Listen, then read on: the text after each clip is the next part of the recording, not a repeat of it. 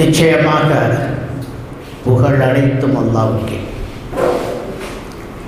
அவனை நாம் புகழுகின்றோம், அவனிடமே உதவி தேடுகின்றோம், அவனிடமே பிழை பொறுக்க தேடுகின்றோம், அவனிடமே பொறுப்பு சாட்டுகின்றோம். மனதினால் ஏற்படக்கூடிய கெடுதிகளிலிருந்தும் செயல்களினால் ஏற்படக்கூடிய கெடுதிகளிலிருந்தும் அவனிடமே பாதுகாப்பு தேடுகின்றோம். அல்லாஹ் யாருக்கு நேர்வழி காட்டிவிட்டானோ அவர்களை யாராலும் வழிகெடுக்க முடியாது. யாருக்கு நேர்வழி இல்லை என்றாகிவிட்டதோ அவர்களுக்கு யாராலும் நேர்வழியை காட்ட முடியாது. அடிபணிந்து நடப்பதற்குரிய இறைவன் அந்த அல்லாஹ்வை தவிர வேறு இறைவனே இல்லை என்று நாம் உறுதியாக சாட்சி சொல்லுகின்றோம். முஹம்மது ஸல்லல்லாஹு அலைஹி வஸல்லம் அவர்கள் அல்லாஹ்வுடைய அடிமையாகவும் அவனுடைய தூதராகவும் இருக்கிறார்கள் என்றும் நாம் சாட்சி சொல்லுகின்றோம். மதிப்புக்கும் மரியாதைக்கும் உரிய பெரியார்களே, அருமை சகோதரர்களே, அல்லாஹ் ரப்புல் ஆலமீன் இந்த பனிக்காலத்தில், இந்த அகால வேளையில் நம்முடைய பசியையும் பொறுத்து கொண்டு எங்கு கூடி உண்மையான தெளிவான மார்க்கம் எது என்பதை அறிந்து கொள்ளக்கூடிய ஆவலில் நாம் கூடியிருக்கிறோம். அல்லாஹ் ரப்புல் ஆலமீன் நம்முடைய அந்த தேட்டத்தை ஏற்று எது நேரான மார்க்கமோ, எது சரியான வழியோ, எப்படிப்பட்ட மார்க்கத்தை அல்லாஹ் நமக்கு தந்திருக்கின்றானோ அதை புரிந்து செயல்படுத்துவதற்கும் மக்களுக்கு எடுத்துச் சொல்வதற்கும் நம் அனைவருக்கும் அல்லாஹ் அருள் புரிவானாக. அஸ்ஸலாமு அலைக்கும் வரஹ்மத்துல்லாஹி வபரகாத்துஹு. பெரியார்களே, சகோதரர்களே, இன்றைய சூழ்நிலையில் இந்த முஸ்லிம் சமுதாயம் தூய்மையான இஸ்லாமிய மார்க்கத்தை விட்டு வெகு தூரத்தில் இருந்து கொண்டிருக்கிறது. எவையெல்லாம் மார்க்கமில்லையோ அவற்றை மார்க்கமாக்கவும், எவையெல்லாம் மார்க்கமோ அவற்றை மார்க்கம் அல்லாததாகவும் போதிக்கக்கூடிய ஒரு சாராருடைய போதனையை ஏற்று நடப்பதன் காரணமாகத்தான் இன்று இந்த விபரீத நிலை. அல்லாஹ் ரப்புல் ஆலமீன் 7வது அத்தியாயத்தினுடைய 3வது வசனத்தில் திட்டமாக தெளிவாக சொல்கின்றான். பிஸ்மில்லாஹிர் ரஹ்மானிர் ரஹீம். இத்தபியூ மா உன்ஸில இலைக்கும் மின் ரப்பிக்கும் வலா தத்தபியூ மின் தூனிஹி அவ்லியா கலீலம் மா ததக்கரும். இந்த ஒரு வசனத்தை இந்த முஸ்லிம் சமுதாயம் தெளிவாக விளங்கிவிட்டால் இந்த சமுதாயத்தில் ஒரு பெரிய மாறுதல் வந்துடும். அல்லாஹ் என்ன சொல்கிறான்? இத்தபியூ, நீங்கள் பின்பற்றுங்கள், மா உன்ஸில இலைக்கும் மின் ரப்பிக்கும், அல்லாஹ்வுடைய புறத்திலிருந்து இறக்கப்பட்டதை. இது போதும். இந்த மாதிரி சொல்லியிருந்தா கூட நாம் குர்ஆனை மட்டும்தான், நபி ஸல்லல்லாஹு அலைஹி வஸல்லம் நபிகள் மட்டும்தான் நாம் பின்பற்றணும். ஏன்னா நபி ஸல்லல்லாஹு அலைஹி வஸல்லம் அவர்கள் அல்லாஹ்வுடைய கண்காணிப்பில் இருந்தார்கள். அல்லாஹ் அறிவித்ததை தான் மக்களுக்கு அறிவித்து கொடுத்தார்கள். 53வது அத்தியாயத்தை நீங்கள் படிச்சுப்போ ஆரம்ப வசனங்களே தெளிவாக சொல்கிறோம். அல்லாஹ் வஹி மூலமாக பெற்றதைத்தான் அந்த நபி உங்களுக்கு அறிவிக்கிறார். அப்போ இந்த ஒரு வசனத்திலேயே அல்லாஹ் சொன்னது, அல்லாஹ்வுடைய ரசூல் சொன்னது தான் மார்க்கங்கிறது திட்டமாக ஆகிப்போச்சு. மீண்டும் நமக்கு அல்லாஹ் வலியுட வலா தத்தபியூ, நீங்கள் பின்பற்றவே கூடாது. உறுதியாக கட்டளையிடலாம். எதை பின்பற்றணும்? வலா தத்தபியூ மின் தூனிஹி அவ்லியா, அல்லாஹ் ரசூல் அல்லாத யாரையும் நீங்கள் பாதுகாவலராகவோ வழிகாட்டியாகவோ நம்பிக்கைக்குரியவராக எடுத்து பின்பற்றக்கூடாதுங்கிறான் திட்டம். ஆனால் அந்த அல்லாஹ்வுடைய கட்டளைக்கு மாற்றமாகத்தான் இன்றைக்கி நம்ம என்ன பண்ணிக்கிட்டு இருக்கோம்? அல்லாஹ் சொல்கிறத விட்டுட்டோம், அல்லாஹ்வுடைய ரசூல் சொல்கிறத விட்டுட்டோம். யாரெல்லாமோ சொல்கிறத நம்ம மார்க்கமாக்கிடுது. அதை தான் செயல்படுத்திட்டு இருக்கோம். அந்த அடிப்படையில் தான் இன்றைக்கி மகரிபிலிருந்து நாள் ஆரம்பிக்கிறது என்பதை சவுதி முதற்கொண்டு அரபு நாடுகள் முதற்கொண்டு முஸ்லிம்களுடைய பெருந்தொகையினர் நடைமுறைப்படுத்தி இருக்கிறார். என்ன காரணம்? அல்லாஹ்வுடைய கட்டளையை விட்டுவிட்டு மற்றவர்களை தங்களுடைய பாதுகாவலர்களாக ஆக்கி கொண்டார்கள் அப்படின்னு சொல்லிட்டு கலீலம் மாத்ததக்கருன்னு சொல்கிறான். உங்களில் மிக சொற்பமானவர்கள் தான் இதை புரிந்து செயல்படுகிறீர்கள், விளங்கி செயல்படுகிறீர்கள் தான் சொல்கிறான். அப்படிப்பட்ட ஒரு பரிதாப நிலையில தான் குர்ஆனை விட்டுவிட்டு ஹதீஸை விட்டுவிட்டு யாரோ சொன்னார் எவரோ சொன்னார்ங்கிற அடிப்படையில் தான் இன்னைக்கு முஸ்லீமுடைய வாழ்க்கை இருந்து கொண்டிருக்கிறது. யார் எதை சொன்னாலும் நமக்கு ஒரு சிந்தனை வேணும். அது என்னன்னு சொன்னால், சொல்லக்கூடியவர் குர்ஆனில் உள்ளதை சொல்கிறாரா அல்லது அதுக்கு தன்னுடைய சொந்த விளக்கத்தை சொல்கிறாரா? சொந்த விளக்க மார்க்கமாக குர்ஆன் இருக்கணும். நீங்கள் படித்து பார்த்தா அதே கருத்து அந்த குர்ஆனுடைய ஆயத்தில் இருக்கணும், அந்த ஹதீஸில் இருக்கணும். அப்போ தான் அது மார்க்கம். இல்லை அப்படி இல்லை, இப்படி புரிஞ்சுக்கிறணும், அப்படி விளங்கணும், உங்களுக்கு அரபி தெரியாது, உங்களுக்கு சரியாக புரிய முடியாது, நாங்கள் தான் விளக்கணும்னு யாராவது சொன்னால், அப்படி யாராவது உங்களுக்கு சொல்வதாக இருந்தால் நீங்கள் உறுதியாக எண்ணிக்கொள்ளணும், அப்படி சொல்லக்கூடியவன் வடிகட்டின ஜாஹில், மூட மார்க்க அறிவற்றவன், அபூ ஜஹிலுடைய வாரிசு அப்படின்னு உங்களுடைய உள்ளத்தில் திட்டமாக வந்துச்சுன்னு சொன்னாதான் நீங்கள் உண்மையிலே நேர்வழியில் இருக்கிறீங்க. ஏன்னா அல்லாஹ் தெளிவாக சொல்கிறான் பல இடங்களில், திட்டமாக தெளிவாக நாம் மனித குலத்திற்கே விளக்கி விட்டோம்னு சொல்கிறான். அவ்வளவு தெளிவாக சொல்லியிருக்கத்தக்கன அல்லாஹ் சொன்னது உங்களுக்கு விளங்காது, நாங்கள் விளக்குன்னா அதனுடைய பொருள் என்ன? உங்களுக்கு விளக்கக்கூடிய ஆற்றல் அல்லாஹ்வுக்கு கிடையாது, அல்லாஹ்வுடைய ரசூலுக்கு கிடையாது, எங்களுக்கு இருக்குன்னு சொல்கிறாங்க. அவங்க யாராக இருப்பாங்க? கொஞ்சம் சிந்திச்சு பாருங்க. அல்லாஹ் சொல்கிறது உங்களுக்கு புரியாது, விளங்காது. அல்லாஹ்வுடைய ரசூல் நடந்து காட்டியது உங்களுக்கு புரியாது. நாங்கள் அறிஞர்கள், மெத்த படித்தவர்கள், மேதைகள், நாங்கள் விளக்கித்தான் நீங்கள் புரியணும்னு சொன்னால், அப்போ அல்லாஹ்வை விட அல்லாஹ்வுடைய ரசூலை விட நாங்கள் தான் மேலானவர்கள், எங்களுக்குத்தான் அதிக ஆற்றல் இருக்குன்னு சொல்லாமல் சொல்கிறாங்க, மறைமுகமாக சொல்கிறாங்க. அப்போ அவர்கள் யாராக இருக்கும்? நிச்சயமாக ஷைத்தானை பின்பற்றக்கூடியவர்களாகத்தான் அவர்கள் இருக்க முடியும். அவர்கள் நேர்வழி நடக்கக்கூடியவர்களாகவோ அறிஞர்களாக இருக்க முடியாது. ஏன்னா அல்லாஹ் சொல்கிறான், இன்னமா யஹ்ஷல்லாஹு மின் இபாதிஹில் உலமா. யார் ஆலிம்கள் தெரியுமா? அல்லாஹ்வை முறைப்படி அஞ்சி நடக்கக்கூடியவர்கள் தான் ஆலிம்கள் தான். உண்மையிலே இவர்களுக்கு அல்லாஹ்வுடைய அச்சம் இருக்குமே ஆனால் நான்கிற அகந்தை இருக்குமா? நான் தான் அறிந்தேன்னு சொல்லக்கூடிய ஆணவம் இருக்குமா? நாங்கள் சொல்கிறது தான் மார்க்கம் என்கிற ஆணவம் இருக்க முடியுமா? சிந்திச்சுப்பார். அப்போ அவர்கள் அறிஞர்கள் ஜாகில்கள். ஜாகில் தான் தன்னை அறிஞன் சொல்லுவான். அறிஞன் ஒருபோதும் தன்னை அறிஞன் சொல்ல மாட்டான். நல்லா புரிஞ்சுக்கிறது. எவன் தன்னை ஆலிம்கிறானோ அவன் ஜாகில். மற்றபடி அறிஞன் ஒருபோதும் தன்னை ஆலிம்னு பிரகடனப்படுத்த மாட்டான். கொஞ்சம் சிந்திச்சு பாருங்க. இப்போ இந்த சொல்லக்கூடிய இந்த சமாச்சாரத்தில் நீங்கள் எடுங்க. நபி ஸல்லல்லாஹு அலைஹி வஸல்லம் காலத்தில் நாள் மக்ரிபிலிருந்து ஆரம்பிக்கிறது என்பதற்கு இதுவரைக்கும் கடந்த 10-12 வருடங்களாக ஒரு ஆயத்தை, ஒரு குர்ஆன் வசனத்தை அவர்கள் யாரும் தரல. அதே போல ஆதாரபூர்வமான ஒரு ஹதீஸை கூட தரல. இன்னும் தெளிவாக சொல்ற, நீங்க புரிந்து கொள்ளுங்கள், என்றைக்கு சமுதாயத்தில் இந்த மத குருமார்கள் புகுந்து கொண்டு சமுதாயத்தை வழிகெடுக்க ஆரம்பித்தார்களோ, எப்பொழுது இந்த மதுஹபுகள் கூடிய வழிகேடு உருவாச்சதோ, அந்த சந்தர்ப்பத்தில் கூட இந்த தவறான எண்ணம் இந்த சமுதாயத்தில் புகவில்லை. அப்போ கூட சரியாக காலையில் ஃபஜ்ரிலிருந்து ஆரம்பிக்கிறது என்பதைத்தான் விளங்கி வைத்திருந்தார்கள். இதுக்கு வேற எங்கேயும் போக வேணாம். நீங்கள் ரமலானுடைய மாசத்தில் இஷா தொழுகைக்கு பிறகு ரமலானுடைய இரவு தொழுகையை தராவீஹ்ங்கிற பேராக இவர்களே மாற்றிக்கொண்டு அதிகப்படுத்தி கொண்டு தொழ வைக்கிறார்களே, அந்த தொழுகை முடிந்தவுடன் அந்த இமாம் நோன்பினுடைய நியத்தை சொல்லிக் கொடுக்கிறார். உங்களுக்கு எல்லாம் தெரியும் எப்படி சொல்லிக் கொடுக்கிறார். நவைத்து சௌம வதின் கதின்கிறது தெளிவாக சொல்லிக் கொடுக்குறாங்க.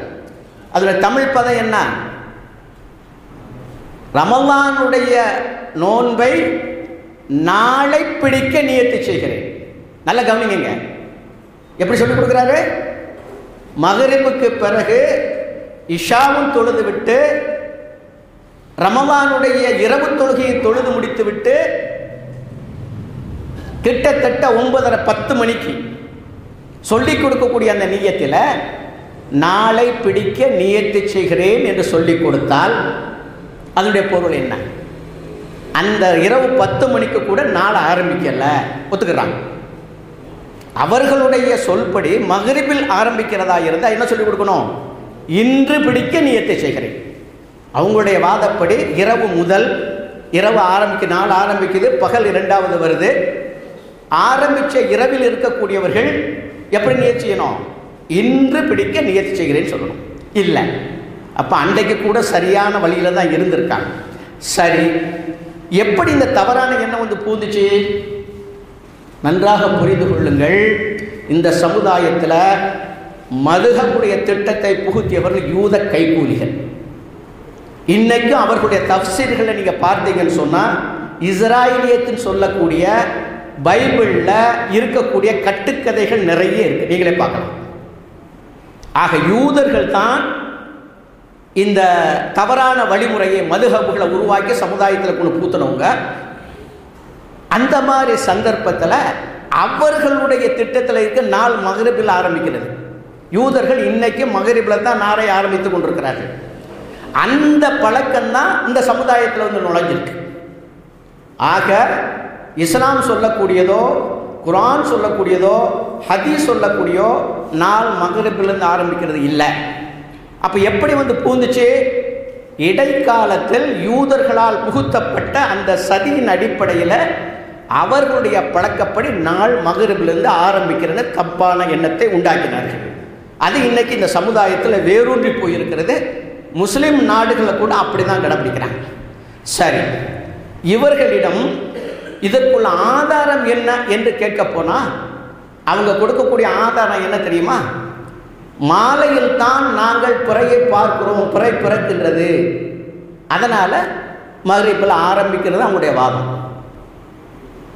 இது சரியான கொஞ்சம் சிந்திச்சு பார்க்கணும். நன்றாக நீங்கள் புரிந்து கொள்ளணும். பிறை கணக்கின்படி ஆரம்ப பிறைகள் காலையில் உதித்து மாலையில் மறையும். இன்னைக்கு உலகத்தில் உள்ள எல்லா விஞ்ஞானிகளும் அவர்கள் முதற்கொண்டு ஒத்துக்குருவாங்க, மறக்க மாட்டாங்க.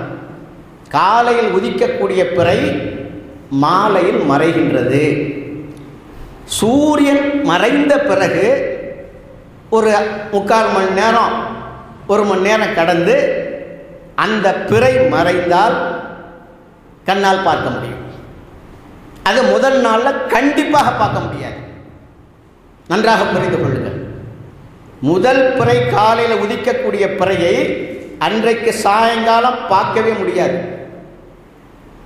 அப்படி பார்க்கிறதா இருந்தால் கிழக்கு பகுதியில் ஆரம்ப நேரம் வச்சா அமெரிக்கா போட்டு அந்த மேற்கு சைடில் யாரோ பார்க்கலாம், மற்றபடி பெரும்பாலும் பார்க்க முடியாது. ஆனால் முதல் பிறை என்றைக்கு பிறந்துச்சோ அன்றைக்கு சாயங்காலம் பார்க்கலாம். இவர்கள் முதல் பிறையை பார்த்து விட்டு தான் அடுத்த நாள் 2ஆம் பிறையை 1ஆம் பிறையாக எடுக்கிறாங்க. இதுக்கு அடிப்படை காரணமே நாள் மகரிபிலிருந்து ஆரம்பிக்கிறது என்பது தான். தவறான எண்ணம் அதில் எத்தனை குழப்படி வந்திருக்குன்னு பாருங்க. நாள் மகரிபிலிருந்து ஆரம்பிக்கிறது ஒரு தவறு. அந்த அடிப்படையில் மாலையில் பிறையை பார்த்து விட்டு பிறை பிறந்து விட்டது, மாதம் பிறந்து விட்டது சொல்றது தவறு. ஆக ஒரு தவறு பல தவறை செய்ய வைக்கின்றது. ஆக இவர்களிடம் கேட்கும் பொழுது நாள் ஆரம்பிக்கிறதுக்கு ஒன்று இதை சொல்லுவாங்க. எதை சொல்லுவாங்க? மாலையில் நாங்கள் பிறையை பார்க்கின்றோம், பிறை பிறந்து விட்டது, மாதம் ஆரம்பிக்கின்றது, நாள் ஆரம்பிக்கின்றது. இதுதான் அவங்களுடைய வாக்கு, வேறு ஆதாரம் கிடையாது.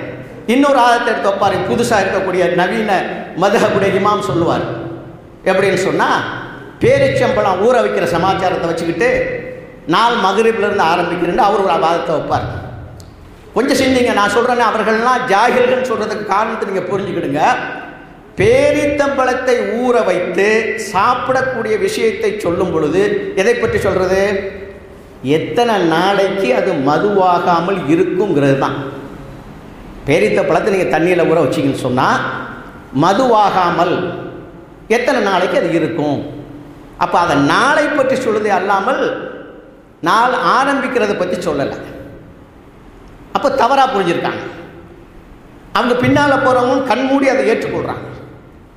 இந்த 2 ஆதாரங்களை தவிர நாள் மகரிபில் ஆரம்பிக்கிறது என்பதற்கு எந்த ஒரு குர்ஆன் வசனத்தையோ எந்த ஒரு ஆதாரபூர்வமான ஹதீஸையோ கடந்த 12 வருடங்களாக அவர்கள் தரவில்லை, இனிமேலும் தர முடியாது. அப்படி இல்லை, நன்றாக புரிந்து கொள்ளுங்கள். இந்த மாதிரி அவர்கள் சொந்த கற்பனைகளையும் கட்டுக்கதைகளையும் சொல்ல முடியுமே அல்லாமல் குர்ஆன் ஹதீஸ் ஆதாரத்தை அவர்களால் தர முடியாது. இப்பொழுது நாம் உங்களுக்கு சொல்கிறோம், எடுத்துக்கொள்ளுங்கள். குர்ஆன் தெள்ள தெளிவாக நாள் ஃபஜ்ரிலிருந்து ஆரம்பிக்கின்றது என்பதை சொல்லுகின்றது. உங்களுக்கு தெரியும், இன்னா அன்சல்னா சூரா தெரியும். அதனுடைய முடிவு பகுதி ஹிய ஹத்தா மத்லஇல் ஃபஜ்ர் அல்லாஹ் தெளிவாக சொல்றான். அந்த நாள் நன்றாக புரிந்து கொள்ளுங்கள், அதிகாலை ஃபஜ்ரோடு முடிவடைகின்றதுங்கிற தெளிவாக சொல்றான். இதில் என்ன அவங்க சொல்லுவாங்க தெரியுமா? எப்படி மொழிபெயர்த்து வச்சிருக்காங்க தெரியுமா? லைலத்துங்கிறது இருக்க அந்த இடத்துல நாள் என்று மொழிபெயர்க்கப்படணும், அதை இரவு என்று மொழிபெயர்த்திருப்பார்கள். எந்த குர்ஆனை எடுத்து பாருங்க, இரவு தான் மொழிபெயர்த்து வச்சிருப்பாங்க. பல இடங்களில் மூசா அலைஹிஸ்ஸலாத்து வஸலாம் 30 நாள் இருந்து அப்புறம் 10 நாள் அதிகப்படுத்தினா 40 நாள், அங்கேயும் இரவு தான் மொழிபெயர்த்து வச்சிருப்பாங்க. ஆக தங்களை அரபி பண்டிதர்கள் சொல்றாங்க, நாங்கள் தான் மார்க்கத்தை கரைத்து குடித்தவர்கள் சொல்றாங்க, நாங்கள் போய் 7 வருஷமாக அரபி பாஷையை படிச்சுட்டு வந்தோம்னு சொல்றாங்க. லைலத்துங்கிற பதம் நாளுங்கிறப்போ இரவுன்னு மொழிபெயர்த்து வச்சிருக்காங்க. சில இடங்களில் லைலத்துக்கு இரவுன்னு வரும், இல்லைன்னு நான் மறுக்கலை, அந்த இடத்துல வராது. அதைத்தான் நம்ம புரியும். இவங்க எப்படி வழங்கி வச்சிருக்காங்க, உலகத்தினுடைய அடிப்படை அவனுக்கு தெரியலை. பூமியுடைய நிலை இப்போ உங்களுக்கு காட்டினாங்க, நீங்கள் பார்த்தீங்க. எப்படி சூரியன் பக்கம் இருக்கக்கூடிய அந்த இது பகலாவே இருக்கின்றது, நன்றாக புரிந்து கொள்ளுங்க. அதுக்கு அந்த பக்கம் இருக்கக்கூடியது இரவாவே இருக்கின்றது. எண்டையிலிருந்து என்றைக்கு அல்லாஹ் இந்த உலகத்தை படைத்தானோ, சூரிய சந்திரனை படைத்தானோ, அண்டையிலிருந்து அதான் நிலை. நல்லா புரிஞ்சுக்கிடுங்க. சூரியன் பக்கமாக இருக்கிறது பகல், அந்த பக்கம் இரவு. கோடிக்கணக்கான வருஷம் அந்த பக்கம் இரவாக தான் இருக்கு, இந்த பக்கம் கோடிக்கணக்கான வருஷங்கள் பகலாக தான் இருக்கு. அப்போ நமக்கு எப்படி இரவு பகல் வருகின்றது, அதைத்தான் காட்டினாங்க. அந்த பூமி அப்படியே நின்றுச்சுன்னு வைங்க, இந்த பக்கம் பகலாவே இருக்கும், இந்த பக்கம் இரவாவே தான் இருக்கும். இது என்ன ஆகுது, சுழலுகின்றது.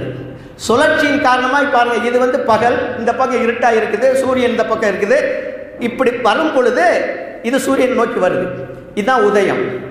அப்புறம் கொஞ்சம் கொஞ்சமாக இது பகலுக்கு வருது, பகலுக்கு இது இந்த பக்கம் மறைய ஆரம்பிச்சிருது, அப்புறம் இது மறையுது.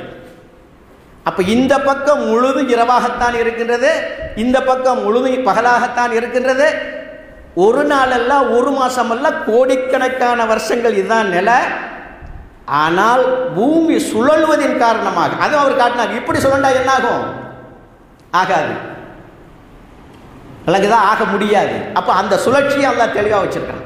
ஏன் இப்படி சுழண்டா ஆகாதுன்னா, பூமி இப்படி இல்லை சொல்லுது, இப்படி சுழல் இல்லையே, புரியுது நம்மளுக்கு? அப்போ அந்த அடிப்படையில் இது முழுதும் இரவு தான். இவங்க அதாவது இந்த பக்கம் இரவு, இந்த பக்கம் பகல், இது ரெண்டையும் சேர்த்து தான் ஒரு நாள்.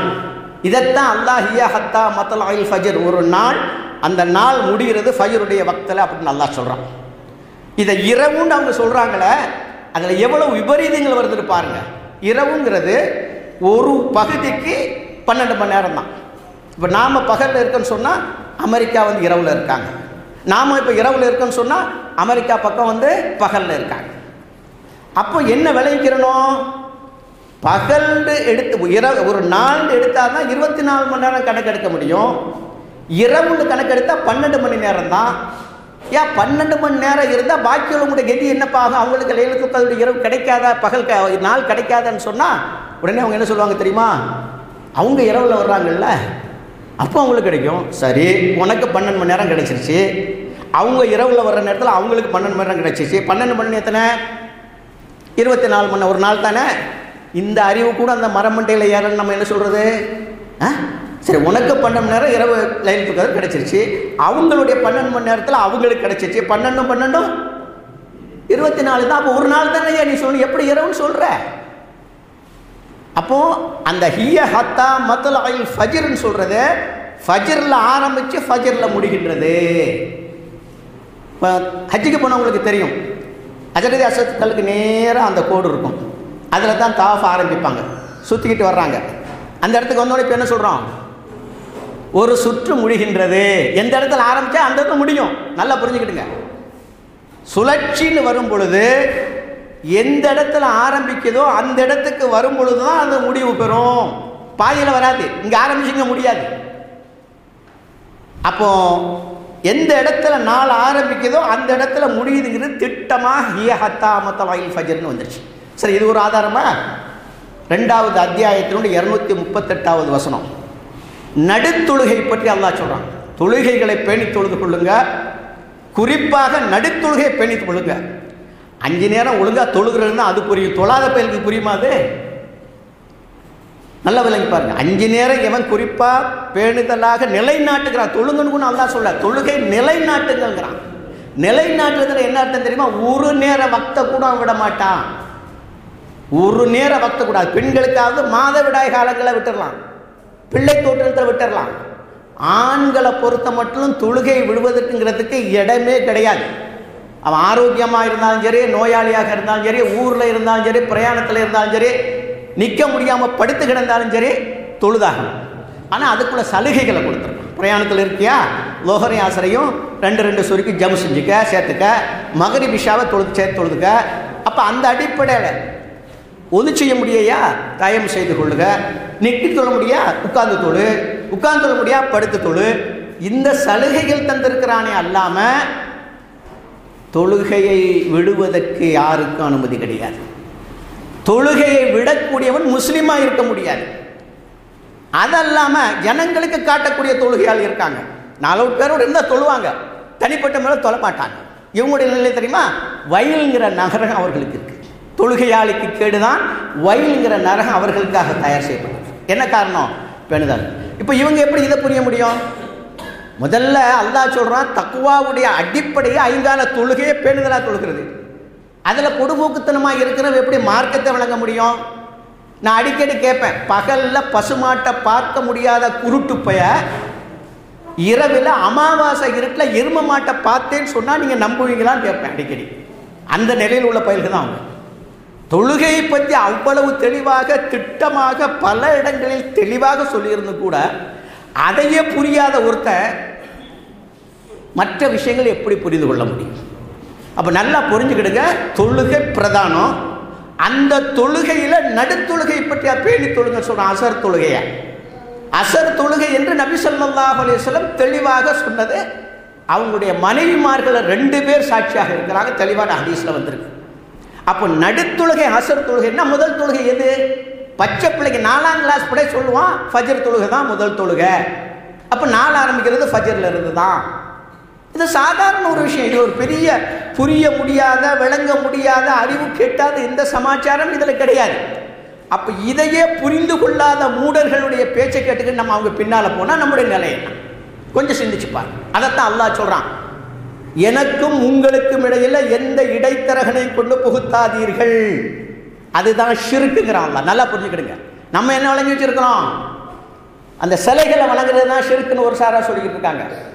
ஒரு சாரார் இல்லை, சிலைகளை வணங்குறது தான் ஷிர்க்கு, சமாதிகளை வணங்குறது ஷிர்க்கு இல்லைன்னு அது ஒரு கொஷி இருக்கு. இன்னொரு சாரார் சொல்லியிருக்காங்க, சிலைகளை வணங்கக்கூடாது, சமாதிகளை வணங்கக்கூடாது, ஆனால் அவர்களே அல்லாவுக்கு நமக்கு இடையில வசீலாவாக ஆக்கலாம், அப்படி ஒரு கொஷி இருக்காங்க. இன்னொரு கொஷி என்ன சொல்லுது? அதெல்லாம் தப்பு தான், ஆனால் நாங்கள் சொல்றபடி தான் நீங்கள் விளங்கி செயல்படணும் அப்படிங்கிறாங்க. அது ஷிர்க்கு தான். நல்லா புரிஞ்சுக்கிறேங்க. 9வது அத்தியாயத்தினுடைய 31வது வசனம் அல்லாஹ் தெளிவா சொல்றான், அவர்கள் தங்களுடைய மத குருமார்களை, துறவிகளை, ஈசா அலைஹிஸ்ஸலாத்து வஸலாம் அவர்களை, மரியமுடையமான் ஈசாவை தங்களுடைய ரப்புகளாக ஆக்கி கொண்டார்கள் சொல்றாங்க. ஷிர்க். கேட்குறாங்க அந்த நபி தோழர்கள் ஒரு சாரார், யார சொல்லுங்களா, நாங்கள் ஈசாவை குமாரனாக்கணும் உண்மைதான், ஆனால் எங்களுடைய பாதிரிகளை, எங்களுடைய இவங்களை நான் என்றைக்குமே வணங்கலையே, வணங்குறத அல்லாஹ் சொல்கிறானே. அப்போ தான் அல்லாஹ் என்ன சொல்லியிருக்கான்னு பார்க்காம அவர் சொன்னதை ஏற்று நடந்தீங்கல்ல, அதுதான் வணங்குறது. அல்லாஹ்வுடைய கட்டளை என்ன, அல்லாஹ்வுடைய கட்டளையை தான் அவர் சொல்லுகிறாரா என்று நீங்க சிந்திக்கல, நீங்க பார்க்கல. அவர் சொன்னால் சரியா இருக்கும் என்று நீங்க செஞ்சீங்கல்ல, அதுதான் இணை வைக்கிறது. நன்றாக புரிந்து கொள்ளுங்கள். ஒருத்தர் சொல்றார், அவர் ஆலிமோ ஆலிம் அல்லாதவர், அது பிரச்சனை கிடையாது. அவர் எவ்வளவு பெரிய மேதையா இருக்கலாம், எவ்வளவு பெரிய ஜாஹிலா இருக்கலாம், அதுவும் பிரச்சனை கிடையாது. அவர் சொல்றது குர்ஆன்ல இருக்கான்னு பாருங்க, அவர் சொல்றது ரசூலுல்லாஹ்வுடைய ஆதாரபூர்வமான ஹதீஸ்ல இருக்கான்னு பாருங்க. உங்களால் அதை விளங்க முடியுது, அவர் சொல்ற சமாச்சாரம் இருக்குன்னா எடுத்துக்கிடுங்க. அதில் இல்லாத ஒன்றை சொன்னாருன்னு சொன்னால் எடுக்கக்கூடாது. நல்லா புரிஞ்சுக்கிடுங்க. மார்க்கத்தை நீங்கள் எப்படி விளங்குன்னு சொன்னால் அவர் சொல்கிறது அங்கே இருக்கணும். இல்லைங்க அப்படிங்க இப்படிங்கண்டா அது மார்க்கம் கிடையாது. அப்படி தான் சொல்லிக்கிட்டு இருக்காங்க. அப்போ அந்த அடிப்படையில் அவர்களை நம்பி செயல்படுறதுனால தான் நாம் பெரும் வழிகேட்ட சமுதாயம் இருக்குது. 25வது அத்தியாயத்தினுடைய கடைசியில் படித்து பாருங்க, அல்லாஹ் சொல்கிறான், உண்மையான நல்லடியார்களிடம் குர்ஆனே ஓதி காட்டப்பட்டாலும் குருடர்களைப் போல் செவிடர்களைப் போல் விழமாட்டார்கள் சொல்றான். அல்லாஹ்வுடைய கலாம், அவனால் இறக்கி அருளப்பட்டது அல் குர்ஆன். அதில் எந்த குளறுபடி இருக்கிறதுக்கு வாய்ப்பே கிடையாது, முரண்பாடு இருக்கிறதுக்கு வாய்ப்பே கிடையாது. அப்படிப்பட்ட குர்ஆனை படித்தாலும் நீ சிந்தி ஆராய்ந்து பார், விளங்கு, அப்படி செயல்படுன்னு அல்லாஹ் சொல்றான். குருட்டுத்தனமாக செயல்படும். குர்ஆனையே குருட்டுத்தனமாக பின்பற்றக்கூடாதுன்னு அல்லாஹ் சொல்லியிருக்கும் பொழுது இந்த மௌலவிகளை ஆலிம்களை குருட்டுத்தனமாக பின்பற்றினா எங்கே போய் சேருவோம்? அதையும் கூட அல்லாஹ் சொல்லி காட்ட தான் செய்கிறான். நரகில் கிடந்து வெந்து கொண்டு அவர்கள் சபிப்பார்கள். எப்படி சபிப்பாருங்க? நாங்கள் அல்லாஹ் சொன்ன மாதிரி குர்ஆனை பார்த்து விளங்கி செயல்பட்டுருக்கணும், ரசூலுல்லாஹி ஸல்லல்லாஹு அலைஹி வஸல்லம் அவர்களுடைய வழிகாட்டலை பார்த்து புரிஞ்சு செயல்பட்டுருக்கணும். அதுக்கு மாற்றமாக நாங்கள் என்ன செஞ்சோம்? யாரையெல்லாம் பெரும் அல்லாமாக்களாக, ஆலிம்களாக, வழிகாட்டிகளாக, மேதைகளாக, இமாம்களாக, அவுலியாக்களாக கருதினோமோ அவர்களை பின்பற்றினோம். அவர்கள் எங்களை வழிகெடுத்து விட்டார்கள். புரிஞ்சுக்க, அத்தனை பேரும் வழிகெடுக்கிறவங்க தான். தெளிவாக புரிஞ்சுக்க. குர்ஆன் சொல்லுது, நான் சொல்லலை.